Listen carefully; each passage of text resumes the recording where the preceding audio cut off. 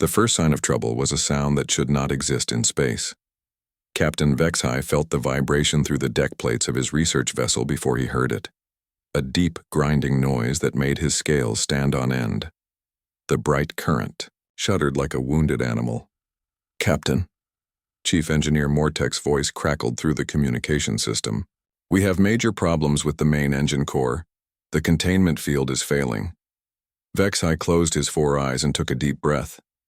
He had been captain of this research ship for over 20 cycles, and he had never heard such fear in his engineer's voice. The Bright Current was one of the newest ships in the Zilani fleet. It was supposed to be exploring the far edges of the galaxy, looking for new worlds and new forms of life. Instead, it was dying. "How long do we have?" HFY asked, already knowing the answer would not be good. "The containment field will collapse completely in 30 minutes, Mortek replied. "When it does, the engine will go critical.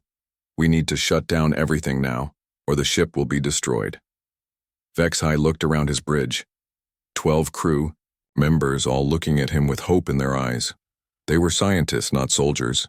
They had signed up to study stars and planets, not to face death in the cold darkness of space. He made the only choice he could. "Shut it down," he ordered. "Emergency shutdown of all engine systems." The lights on the bridge dimmed as the main power went offline. Emergency lighting cast red shadows across the walls. The constant hum of the engines, which had been the heartbeat of the ship for months, fell silent. In that silence, everyone could hear their own breathing. "Where are we?" HFY asked his navigation officer. 3 parsecs from the nearest inhabited system," Navigation Officer Velnai reported. "We are in the deep void, Captain. There are no trade routes, no patrol ships, nothing." Chief Science Officer Kriva looked up from her sensor station. "Life support is running on backup power. With the main engines down, we have approximately 18 hours of air and heat." 18 hours. HFY felt his heart skip a beat. In 18 hours, they would all be dead. The bright current would become a tomb drifting through space forever. "What about the emergency beacon?" someone asked. Kriva shook her head. "The emergency beacon has limited range. In this sector, it would take days for anyone to receive it. Even if they did, it would take weeks for a rescue ship to reach us." HFY walked to the main view screen and stared out at the stars. They were beautiful and distant and completely uncaring about the fate of 12 Zilani scientists. The galaxy was vast and they were very small. "Send the distress signal anyway," he ordered quietly. Kriva hesitated. "Captain, you know the protocols. Even if someone receives it, the Galactic Union requires a minimum response time of several days. They need time to verify the signal, get authorization, prepare a rescue mission. We will be dead long before help arrives." "Send it. Anyway," HFY repeated. "We owe it to our families to try everything." Kriva nodded and began working at her console. "Broad-spectrum distress signal broadcasting on all emergency frequencies," she announced. "I am including our position, ship status, and crew complement." The signal went out into the void, a tiny electronic cry for help in an ocean of silence. HFY knew it was useless, but he felt better for trying. At least they would not give up without a fight. "Signal sent, Captain," Kriva reported. "Thank you," HFY said. He turned to face his crew. "I want everyone to know that it has been an honor to serve with you all. We have made important discoveries together. We have seen things that no Zilani has ever seen before. If this is where our journey ends, then at least we have lived lives of purpose." Several crew members were crying now. Others sat in stunned silence. The reality of their situation was sinking in. They were going to die here, alone, in the dark. Minutes passed. The air recyclers continued to hum, but everyone knew they were counting down the hours. HFY was about to order the crew to begin recording final messages for their families when Kriva suddenly sat up straight. "Captain," she called out, "I am receiving a response to our distress signal." "That is impossible," HFY said. "It has only been 3 minutes since we sent it." "I know, sir, but I am definitely receiving a transmission." Kriva worked frantically at her controls. "It is coming through clearly on emergency frequency 7.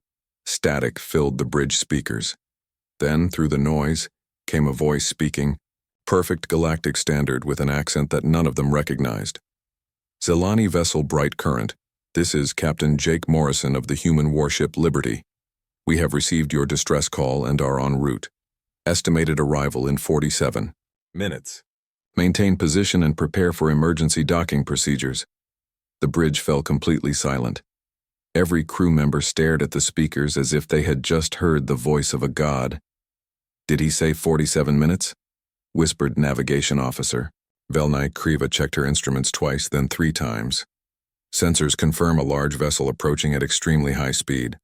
Mass readings indicate a warship-class vessel. They will reach us in approximately 47 minutes. That is impossible, Engineer Mortek said over the communication system. No ship can travel that fast.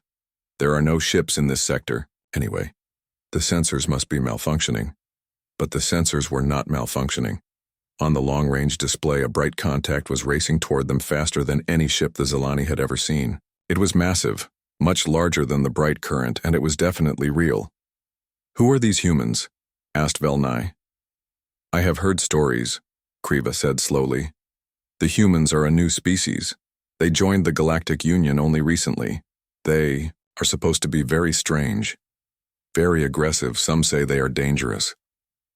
Right now, Captain Vexai said, they are our only hope. He walked back to his captain's chair and sat down. Around him, his crew began to hope again. It might be impossible. The humans might not be able to help them. But for the first time in hours, death was not certain. In the darkness of space, the bright current waited for a miracle. Captain Jake Morrison was drinking his morning coffee on the bridge of the UHS Liberty when the distress call came in.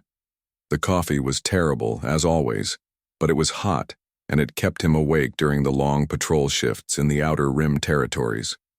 He was reading reports about asteroid mining operations when Lieutenant Amy Rodriguez suddenly straightened at her communication station. Sir, I'm picking up a distress signal, Rodriguez called out. It's coming from deep space, about 47 minutes away at maximum burn. Morrison set down his coffee cup and walked over to her station. What kind of signal? Broad-spectrum emergency broadcast, Rodriguez replied, her fingers dancing across her controls. The language is Galactic Standard. It's from a Zelani research vessel called the Bright Current. They're reporting complete engine failure and life support running on backup power. Morrison looked at the tactical display. The signal was coming from empty space far from any trade routes or inhabited systems. It was exactly the kind of place where a ship could die alone and never be found. How many crew? Morrison asked. 12, sir. All civilian researchers. Commander, Lisa Park, his executive officer, appeared at his side. She had been reviewing duty schedules in her office when she heard the alert tone. Sir, that puts them well outside our assigned patrol zone. Standard procedure would be to relay the distress call to Sector Command and let them coordinate a rescue operation. Morrison was already walking toward the navigation station. How long would that take? Park consulted her tablet. At least 6 hours to get authorization, probably 12 hours to organize a proper rescue mission, then travel time on top of that. And how long do they have? Rodriguez checked the distress signal again. According to their transmission, approximately 18 hours of life support remaining. Morrison stopped walking. 18 hours. 12. People were going to die in 18 hours unless someone helped them. The math was simple and terrible. Navigation. Morrison called to Lieutenant Kevin Walsh. Plot an intercept course for those coordinates. I want maximum burn on the fusion drives. Sir? Park stepped closer to him. If we respond without authorization, we'll be operating outside our mission parameters. Fleet Command will want to know why we abandoned our patrol route. Morrison looked at his executive officer. Lisa Park was a good officer and a good friend. She followed regulations and thought things through carefully. Most of the time, Morrison appreciated that. Right, now it made him angry. Commander, Morrison said quietly, there are 12 people dying out there. We can reach them in time to save their lives. Are you seriously suggesting we let them die while we wait for paperwork? Park held his gaze for a moment, then nodded. No, sir. I just wanted to make sure you understood the situation. Good. Morrison raised his voice so the entire bridge crew could hear him. All hands, This is the captain. We are responding to an emergency distress call. I want all departments ready for rescue operations in 10 minutes. The bridge exploded into activity. Lieutenant Walsh began plotting the intercept course while calling down to engineering for maximum power. Rodriguez started broadcasting a response to the Zilani ship. At the tactical station, Lieutenant Alex Turner began calculating what equipment they would need for the rescue. Engineering, Morrison said into his comm unit. This is the captain. I need everything you can give me from the drives. Chief Engineer Rick Santos's voice crackled back immediately. You'll have it, Captain. Fair warning, though, we'll be running about 15% over rated specs. The engines can handle it, but it's going to be rough. Do it. Morrison walked to the center of the bridge and watched his crew work. This was what human crews did best. When faced with an emergency, they didn't hesitate. They didn't form committees or wait for orders from headquarters. They acted. Medical, Morrison called. Dr. Hayes to the bridge. Chief Medical Officer Ben Hayes arrived 2 minutes later, still pulling on his uniform jacket. What do we have, Captain? 12 Zilani civilians with failing life support. I need you to prepare for emergency treatment of an unknown alien species. Hayes nodded grimly. I'll pull everything we have on Zilani physiology from the cultural database. The medical bay will be ready. What about the rescue itself? Park asked. Do we know anything about their ship's condition? Rodriguez looked up from her communications station. The engine core is completely offline. They're drifting on backup power only. No maneuvering capability. So we'll have to go to them, Morrison said. He turned to Turner at Tactical. I want all shuttles prepped and ready. Medical teams, engineering crews, emergency supplies. The works. Turner was already working at his console. Shuttle Bay reports they can have everything ready in 15 minutes, sir. Make it 10. Morrison walked back to the main view screen and stared out at the stars. Somewhere out there, 12 people were sitting in the dark, waiting to die. They probably thought no one had heard their distress call. They probably thought they were alone. They were wrong. Captain, Rodriguez called out. I've got a response ready to send to the Zilani ship. Send it. Morrison listened as Rodriguez transmitted their reply. Her voice was calm and professional, exactly the kind of voice you wanted to hear when you were in trouble. Zilani vessel Bright Current, this is Captain Jake Morrison of the human warship Liberty. We have received your distress call and are en route. Estimated arrival in 47 minutes. Maintain position and prepare for emergency docking procedures. Signal sent, sir, Rodriguez reported. Morrison nodded. Good. Now let's get there. The Liberty surged forward as the fusion drives reached maximum output. The deck vibrated slightly under the enormous power being channeled through the ship's engines. In the depths of the ship, engineering teams monitored systems that were running at the very edge of their design limits. Time to intercept? Morrison asked. 46 minutes and 30 seconds, Walsh replied. Morrison smiled grimly. They were going to make it. Barely, but they were going to make it. Sir, Park said quietly, what if this is some kind of trap? What if someone is using a fake distress call to lure us into an ambush? Morrison had already considered that possibility. Then we'll deal with it when we get there. But I'm not going to let people die on the chance that it might be a trap. Park nodded. She had expected that answer. On the main screen, the stars seemed to rush past as the Liberty raced through space faster than most ships could safely travel. In the engine room, Santos and his team pushed human technology to its limits.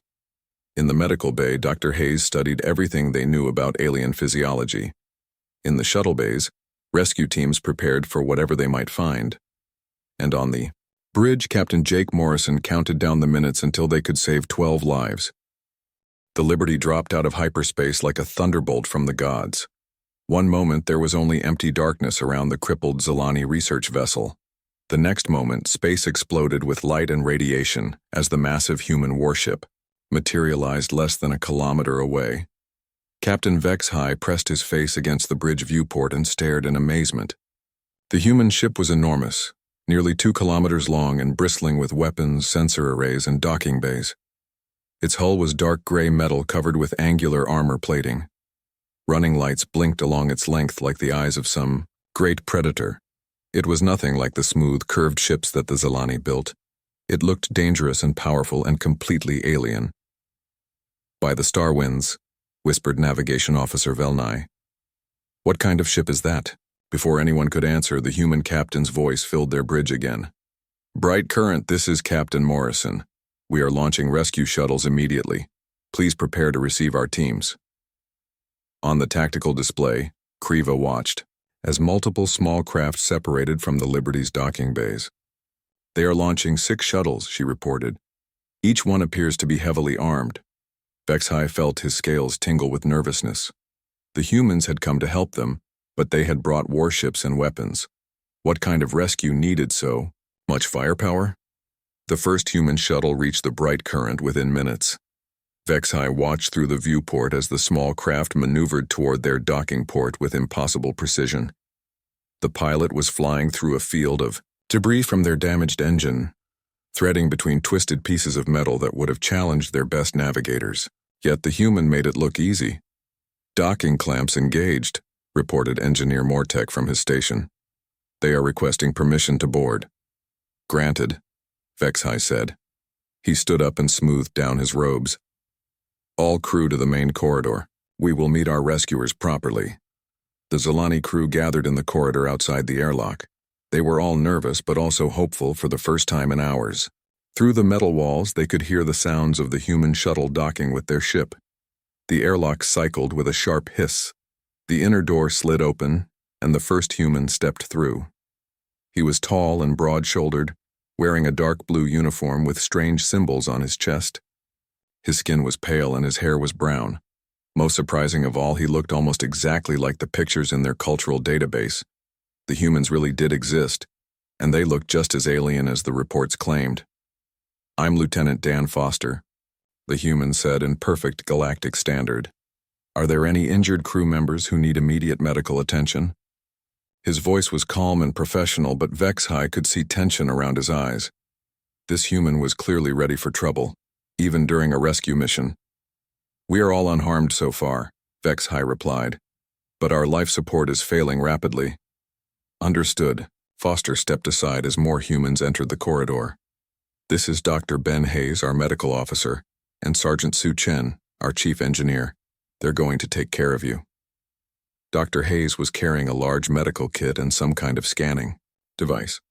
He was older than Foster, with gray hair and kind eyes behind metal-framed glasses. "I need to check each of you for signs of oxygen deprivation or exposure injuries," he said. "The process will be quick and painless." Sergeant Chen was a small woman with short black hair and oil stains on her uniform. She was already looking around the corridor with the eyes of someone who understood machinery. "Where's your engineering section?" she asked.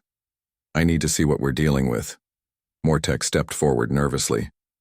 "I am the chief engineer, but I must warn you, our systems are completely different from human technology. I do not think you will be able to understand them." Chen grinned at him. "Try me." As the humans spread out through the ship, Vexhai began to understand why they had such a fearsome reputation in the galaxy. They moved with complete confidence, as if there was no problem they could not solve. When Dr. Hayes encountered crew members suffering from mild oxygen deprivation, he simply adjusted his medical scanner and began treatment with equipment that seemed incredibly advanced. When Sergeant Chen found systems she did not recognize, she studied them for a few minutes and then began making improvements. "Your atmospheric recyclers are running at only 60% efficiency," Chen told Mortek as she worked inside an access panel. "The problem is in the filtration matrix. You've been running it too hard for too long." "But the filtration matrix cannot be repaired without returning to a shipyard," Mortek protested. "We would need specialized tools and replacement parts." Chen pulled a small device from her tool belt and held it up. "This is a universal fabricator. It can make most small parts on demand." She waved it over the damaged filtration system, and Mortek watched in amazement as new components began to materialize out of thin air. Meanwhile, Dr. Hayes was working on crew members who were showing signs of stress and fatigue. His medical scanner seemed to understand Zilani physiology better than their own doctors did. Your people have been breathing recycled air for too long, he told Vexhai. There's a buildup of trace toxins in your bloodstream. Nothing dangerous, but it's making you tired and affecting your thinking. Can you treat it? Vexhai asked. Already am. Hayes held up a small injector. This will neutralize the toxins and give you a boost of oxygen-carrying compounds. You'll feel much better in a few minutes. The injection was painless, and within moments Vexhai felt his head clearing. The exhaustion that had been weighing him down for hours suddenly lifted. Around him, his crew was undergoing the same treatment with similar results. How is this possible? Kriva asked, staring at the human medical equipment. Your species only joined the Galactic Union a few years ago. How do you have such advanced technology? Dr. Hayes smiled. We've had some help from our new allies. Plus, humans are pretty good at figuring things out quickly. In the engineering section, Sergeant Chen was proving that point. She had not only repaired the atmospheric recyclers, but was now working on restoring partial power to their main systems. Mortek watched in fascination as she bypassed damaged circuits and rerouted power conduits with techniques he had never seen before. Your people approach engineering very differently than we do, Mortek observed. How so? Chen asked, not looking up from her work. We follow very careful procedures. We test everything multiple times before making changes. We consult with specialists and get approval from supervisors. Chen laughed. That sounds like a great way to get everyone killed in an emergency. Sometimes you just have to try something and see if it works. As if to prove her point, the lights in the engineering section suddenly brightened as power was restored to that section of the ship. There, Chen said with satisfaction. Life support is now running at 90% efficiency. You've got air and heat for at least another week. Lieutenant Foster's voice echoed through the ship's communication system. All teams, prepare for departure. The bright current is stable and life support is restored. We're going to escort them back to the nearest inhabited system.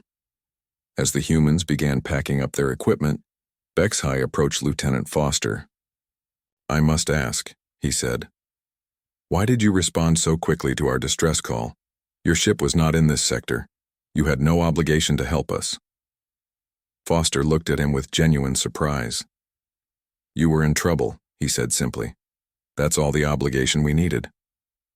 The human rescue teams returned to their shuttles, leaving behind a ship that was no longer dying. In less than 2 hours, they had accomplished what should have taken days or weeks. As the Liberty took position alongside the bright current to escort them to safety, Vexhai realized that the galaxy had just become a very different place. Humans, it seemed, did not abandon people in need. Ever. Captain Jake Morrison was feeling good about the rescue operation. The Zilani crew was safe, their ship was stable, and they were preparing to escort the bright current back to inhabited space. It was exactly the kind of mission that made him proud to wear the uniform of the human Space Force. Then Lieutenant Alex Turner looked up from his tactical station with an expression that made Morrison's blood run cold. Captain, I'm detecting 4 ships approaching our position, Turner reported. They just dropped out of hyperspace on the outer edge of sensor range. Identification? Morrison asked, already walking toward the tactical display. Turner's fingers danced across his controls as he tried to analyze the new contacts. They're running stealth configurations, but I'm reading massive energy signatures. Definitely military vessels, probably destroyer class or larger. Commander Lisa Park appeared at Morrison's side, her face grim. In this sector, there shouldn't be any military traffic out here. Unless someone was following the Zilani, Morrison said quietly. The thought hit him like a punch to the stomach. The bright current was a research vessel, but it had been conducting surveys near the galactic rim.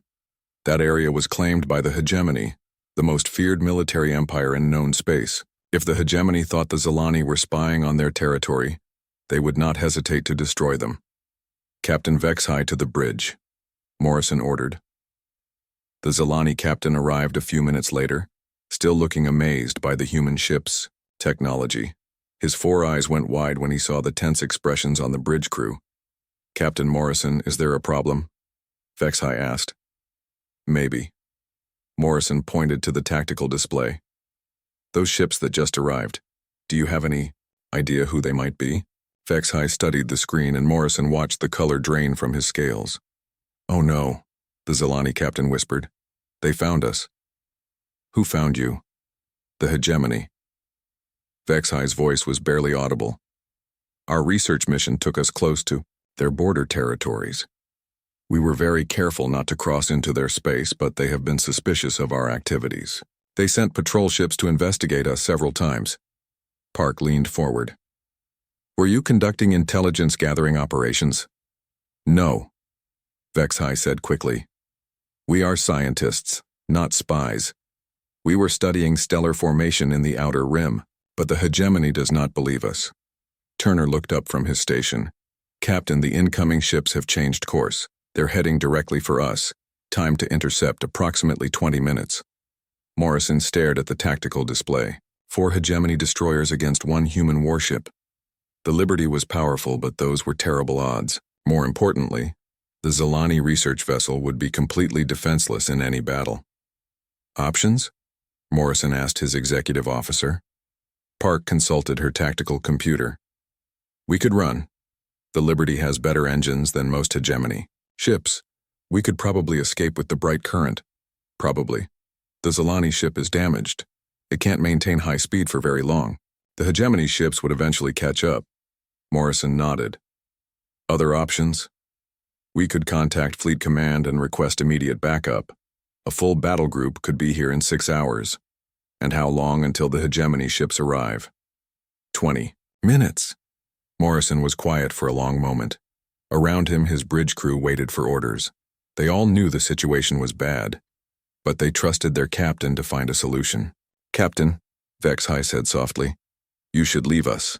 Take your ship and escape while you can. The hegemony has no quarrel with humans. They only want to capture or destroy the bright current. Morrison looked at the Zilani captain. Vexhai was offering to sacrifice himself and his crew to save the humans who had rescued them. It was brave and logical and completely unacceptable. Not happening, Morrison said firmly. Park stepped closer to him. Sir, the Zilani captain is right. Our mission parameters don't include engaging hegemony forces. This could start an interstellar war. Our mission parameters, Morrison said slowly, include protecting civilian vessels in distress. The Bright Current is a civilian research ship with 12 innocent people aboard. They are under our protection. But, sir, we're outnumbered 4-1. The logical choice is to withdraw and let diplomats handle this situation. Morrison turned to face his executive officer.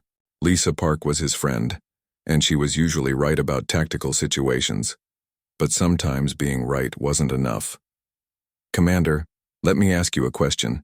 If those were human civilians about to be captured or killed by the hegemony, what would you do? Park didn't hesitate. I'd fight. Then why should it matter that they're Zilani? The question hung in the air. Everyone on the bridge understood what Morrison was saying. Human military doctrine was clear about protecting those who couldn't protect themselves. It didn't matter what species they were. Turner looked up from his station. Captain, the hegemony. Ships are accelerating. They'll be in weapons range in 15 minutes. Morrison walked to the center of the bridge and looked at each member of his crew. These were good people, and he was about to ask them to risk their lives for aliens they had met only hours ago. All hands, this is the captain, Morrison announced, over the ship-wide communication system. We are about to face 4 hegemony destroyers who want to capture or destroy the Zilani civilians we just rescued. I want everyone to know that we have a choice here. We could retreat and let the hegemony take these people. It would be the safe choice, and no one would blame us for making it. He paused, looking out at the stars on the main view screen. But that's not who we are. When someone calls for help, humans answer. When innocent people are threatened, we protect them. It doesn't matter if they're human or alien. It doesn't matter if the odds are against us. It only matters that it's the right thing to do. Morrison took a deep breath. We're going to position ourselves between the hegemony fleet and the Bright Current. We're going to make it clear that anyone who wants to harm these people will have to go through us first. All departments, prepare for possible combat operations. The bridge erupted into activity as crew members began preparing for battle. Weapons, systems came online, shields powered up to maximum strength, and damage control teams took their positions. Captain VexHy stared at Morrison in amazement. "You would fight 4 warships to protect us?" Morrison looked at the Zilani captain and smiled grimly. "Captain, you're about to learn something important about humans. We don't abandon people, ever." On the tactical display, the 4 hegemony ships continued their approach. In 10 minutes, they would be close enough to attack. The Liberty stood alone between them and the defenseless Zilani research vessel, ready to face impossible odds for the psyche of 12 alien scientists. It was exactly what humans did best. The 4 hegemony destroyers dropped out of hyperspace in perfect formation, their dark hulls gleaming like black knives against the stars. Each ship was twice the size of the Liberty, armed with weapons that could crack a planet's crust. They moved with the cold precision that had made the hegemony the most feared military force in the galaxy. Captain Jake Morrison stood on his bridge and watched them approach. His crew was ready for battle, but everyone knew the odds were impossible. 4 against 1, with the enemy holding every advantage except one thing: they were not human. Incoming transmission. Lieutenant Amy Rodriguez reported from her communications station. "Put it through," Morrison ordered. The main view screen flickered and showed the bridge of the lead hegemony destroyer. The alien commander was tall and thin, with gray skin and cold black eyes. When he spoke, his voice was like ice scraping against metal. "Human vessel, you are interfering with a lawful hegemony operation," the alien commander said. "The Zilani ship in your custody has violated our territorial borders and must be detained for questioning. Withdraw immediately or face the consequences." Morrison stepped forward so the alien could see him clearly. "I'm Captain Jake Morrison of the Human Space Force. The vessel under my protection is a civilian research ship conducting legitimate scientific operations. They were in distress and requested assistance. I am providing that assistance." The hegemony commander's eyes narrowed. "The Zilani were conducting espionage activities near our border. This is an internal security matter that does not concern humans." "You're wrong," Morrison said quietly. "It concerns us very much." Behind Morrison, Captain VexHy watched the exchange with growing terror. He had heard stories about hegemony interrogation methods. They would torture his crew for information they did not have, then execute them as spies. The humans were brave to try protecting them, but 4 warships were too many. "Captain Morrison," the hegemony commander continued, "your species is new to this galaxy. You do not understand the political realities here. The hegemony has claimed jurisdiction over this sector for over 200 years. These aliens are subject to our laws." Morrison smiled, but there was no warmth in it. "Let me explain something to you about human political realities. When someone calls for help, we answer. When innocent people are threatened, we protect them. We don't care about your jurisdiction or your laws or your 200 years of claiming territory. We care about doing what's right." The alien commander looked genuinely puzzled. "You would risk your ship and crew for strangers? For aliens who are not even your species?" "Yes." The simple answer seemed to confuse the hegemony commander even more. In his experience, species acted only in their own self-interest. The idea that humans would fight for complete strangers was completely alien to him. "Captain," the commander said slowly, "you are outnumbered 4 to 1. Your ship, while impressive, cannot possibly defeat our entire squadron. We do not wish to destroy a human vessel, as it might complicate relations between our peoples. But we will do so if necessary." Morrison nodded thoughtfully. "You're right about the odds. 4 against 1 is pretty bad math." He paused, then looked directly into the camera. "But here's something you should know about humans before you make any permanent decisions." Lieutenant Alex Turner at the tactical station began transmitting data to the hegemony ships. Morrison had asked him to prepare this information hours ago, just in case. "We've been in space for less than 50 years, Morrison continued, "but we've already fought 3 major wars and won them all. We're the species that actually fights to the last ship when we're defending something we believe in. We never retreat when protecting civilians, and we have a very bad habit of winning battles we should lose."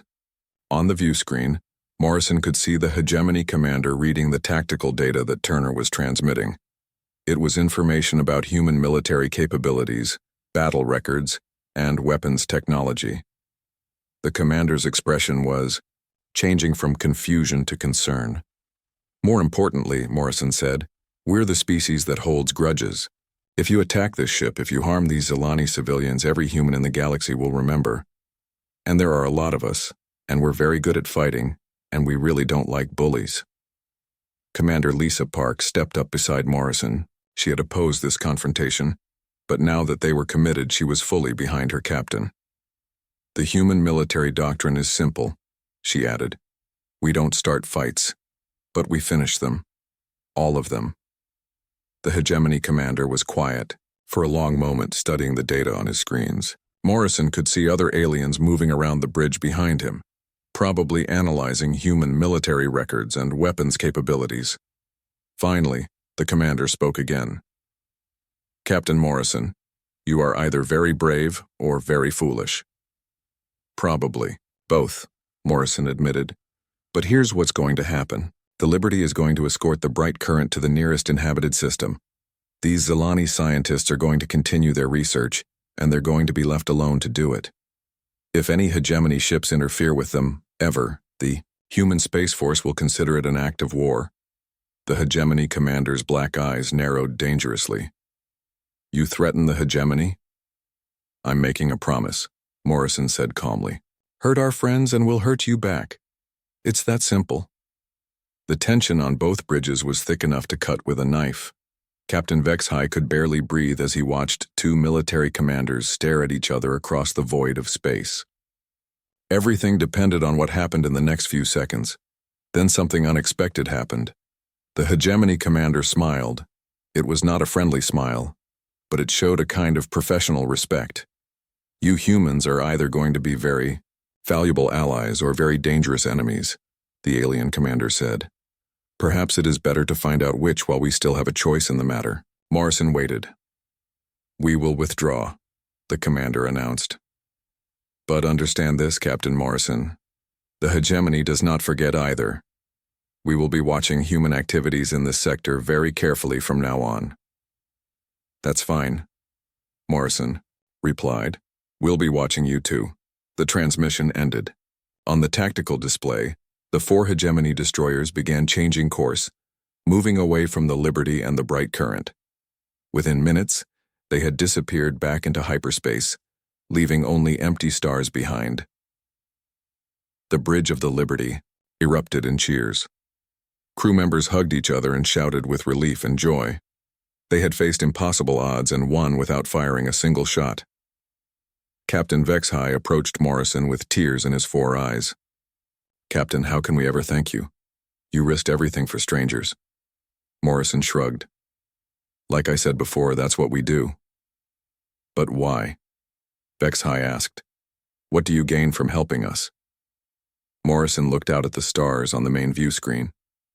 We gain the knowledge that when someone needed help, we were there. We gain friends who know they can trust us. And we gain a galaxy where people help each other instead of just looking out for themselves. He turned to his crew. All hands. This is the captain. Mission accomplished. Set course for the nearest inhabited system. Let's get our new friends home. As the Liberty and the bright current began their journey back to civilization, Captain Vexhai realized that the galaxy had just changed forever. The humans had announced their presence in the most dramatic way possible, by standing up to the hegemony and winning. Word of this encounter would spread throughout known space. Every species would hear about the humans who answered distress calls immediately, who protected strangers without hesitation, and who faced impossible odds without backing down. The age of human space was just beginning.